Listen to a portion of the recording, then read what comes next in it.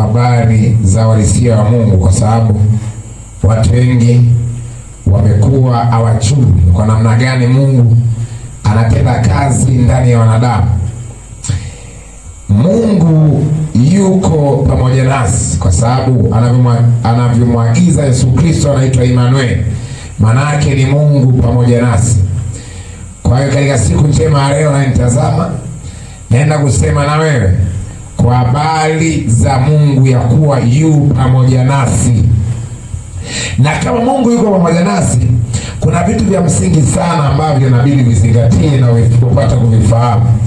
Kwa sababu usipotambua ya kuwa Mungu yuko pamoja na wewe katika dunia hii, na maisha yako utateseka sana, kwa sababu utakosa kuishi katika mamlaka halisia ya kuwa Mungu yuko pamoja na wewe.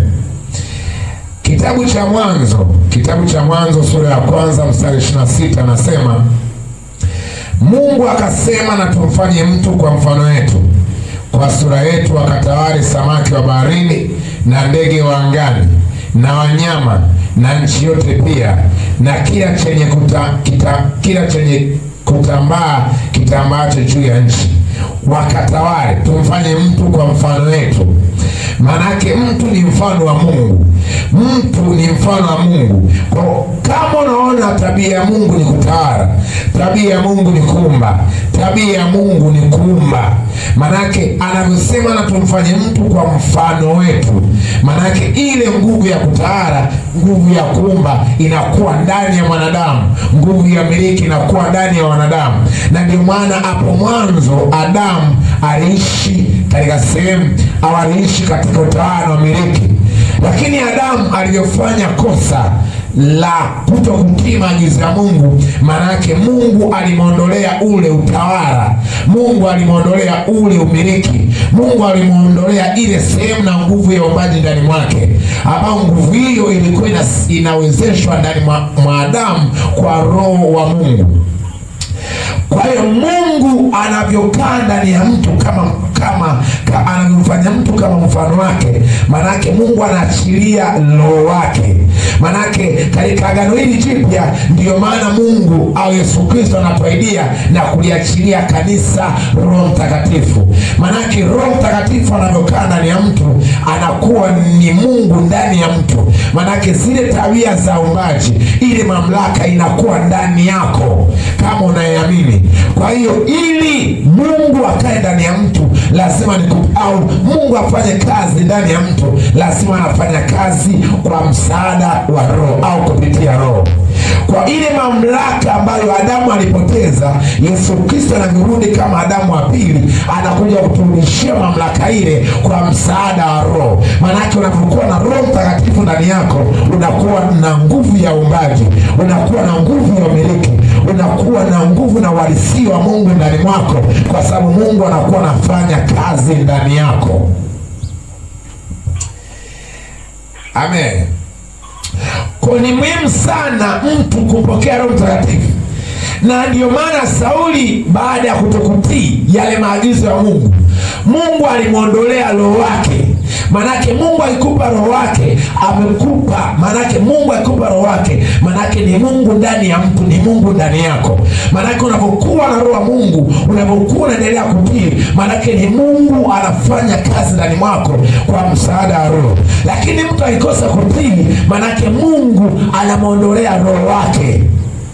Na ndio maana bidi uombe sana usiondolee Roho wa Mungu, Roho Mtakatifu asikuondokee. Na ndio maana Daudi alivyokosa, alitambua ya kuwa nguvu alizonazo na mamlaka alionayo si kwa nguvu yake, bali ni kwa msaada wa Roho. Na ndio maana katika kutubu akasema, usiniondolee Roho wako. Bwana akupe Roho katika jina la Yesu Kristo, upate kupokea Roho Mtakatifu katika jina la Yesu. Kwa tunaposema mamlaka ya Mungu ndani yetu inafanya kazi kwa kupitia Roho, si kwa nguvu za mwanadamu. Ili utamke na kitu kiumbike, ili utamke na kitu kifanyike, ni kwa msaada na kwa nguvu ya Roho, si kwa uwezo wa mwanadamu, na wala si kwa nguvu ya mwanadamu. Manake Mungu anasema tumfanye mtu kwa mfano wetu. Manake Mungu anaachilia nguvu ya Roho ambayo Roho Mtakatifu anakaa ndani yetu, na ikaa ndani yetu, manake tunakuwa na ile nguvu ya uumbaji, nguvu ya umiliki na nguvu ya uwezo wa Mungu ndani mwetu, kwa sababu Roho wa Mungu anakaa ndani yetu. Maana kila siku au kila wasaa lazima nihitaji Roho wa Mungu afanye kazi ndani yangu. Hata wewe pia unabidi kila siku na kila wasaa uruhusu Roho Mtakatifu afanye kazi ndani mwako, kwa sababu Roho Mtakatifu akifanya kazi ndani mwako ndio assurance ya kuwa Roho Mungu anafanya kazi ndani mwako, kwa sababu si kwa nguvu wala kwa uweza, bali kwa uweza wa Roho na kwa nguvu za Roho tunapata kutamka vitu vinakuwa, tunapata kushinda kile na majaribu, tunapata kupita kwa uwezo wa Roho. Haleluya! Na ndio maana Mungu aliyosema na Ayubu, kitabu cha Ayubu 38:34, Ayubu 38:34, Ayubu 38:34. Wakati Mungu anasema na Ayubu, anasema waweza kuinua sauti yako mpaka mawinguni ili wingi wa maji ukufunikize. Waweza kutuma umeme, waweza kutuma umeme nao ukaenda ukakwambia sisi tupo hapa. Kwa nini Mungu anasema na Ayubu kwa habari hizi? Ni habari za uumbaji, ni habari za mamlaka. Anamuuliza Ayubu, je, unaweza kutuma umeme? Unaweza kuinua sauti yako mpaka mawinguni? Hata mimi leo nakuuliza, je, waweza? Kwa akili yako hauwezi, wala kwa nguvu zako hauwezi, bali ninaweza kutuma umeme nao ukaenda na ukaniambia tuko hapa kwa msaada wa Roho. Kwa sababu ninapokuwa naomba katika Roho, manake nakuwa naachilia umeme, ninakuwa naachilia nguvu katika Roho.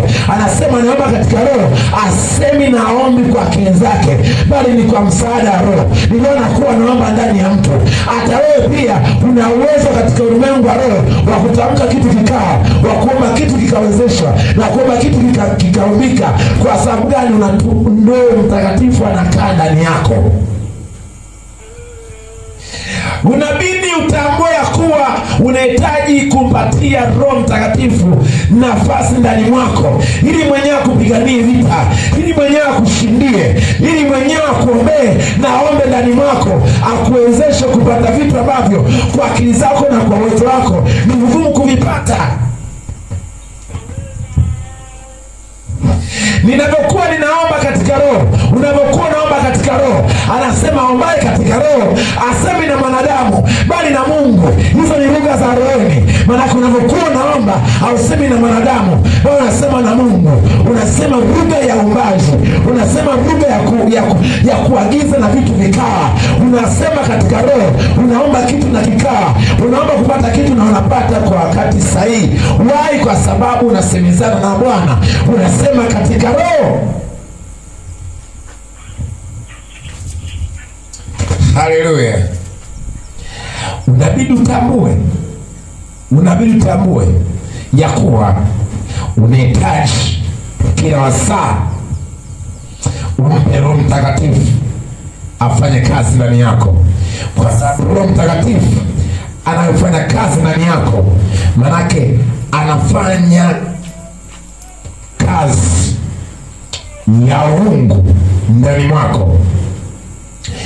Unabidi utambue kuwa Roho Mtakatifu yeye ndiye anayefanya kazi ndani yako, na ndiye Mungu ndani ya mwanadamu.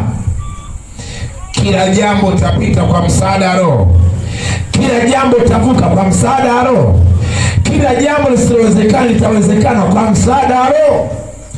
Hata sisi pia ni Roho, kwa sababu Roho Mtakatifu yuko ndani mwetu.